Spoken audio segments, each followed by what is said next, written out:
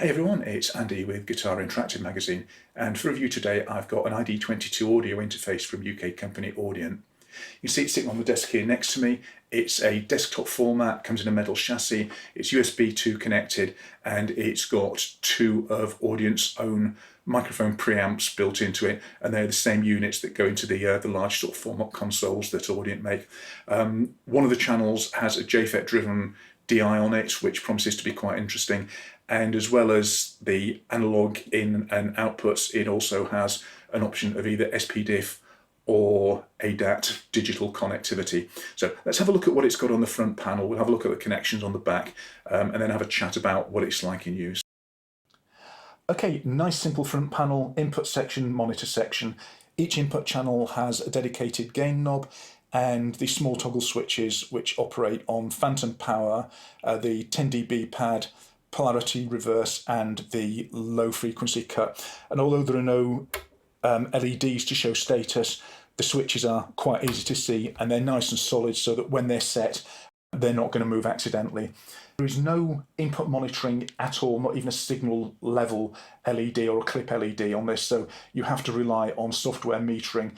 Although given the good level of headroom of these preamps, it's really not that much of an issue in practice. Below the monitor level knob, we've got the dim and cut controls illuminated. And over here, finally, there's the headphone level and the function buttons marked as function 1, 2, and 3. And these are set up in the driver software interface on your PC or Mac. On the left-hand side along here, you've got the I/O section where you've got your analog inputs, your digital inputs, and if I just scroll along over to the right a little bit, you've got your DAW returns set up there as well.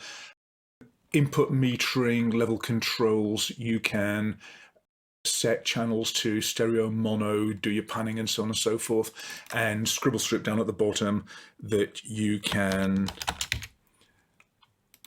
customize as you see fit. Okay, if I click on the system button, you see we get the right hand section, which is where we've got our routing matrix, and we can set do a few basic setups. Is the digital I/O going to be ADAT or SPDIF for ins and outs, internal or external clock source? Do we want to assign one of our existing channels as talkback? This is quite clever. When we collapse to mono, do we want to use the single left speaker, the single right speaker, or actually collapse to a mono phantom image using both speakers in the center? And the trims for what happens when we dim the speaker output using the dim button over here, and also when we set our alternate set of speakers, when we select that, given that speakers may be more or less sensitive, whatever, this gives us a chance to actually balance the levels so that we can jump between them at the same sort of level.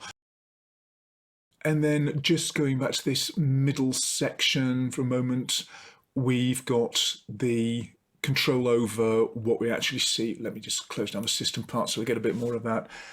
What we actually want to see over on the left to keep things as uncluttered as possible. That's pretty uncluttered, let's face it. And this is marked hardware because that's controlled by the knob on the hardware unit.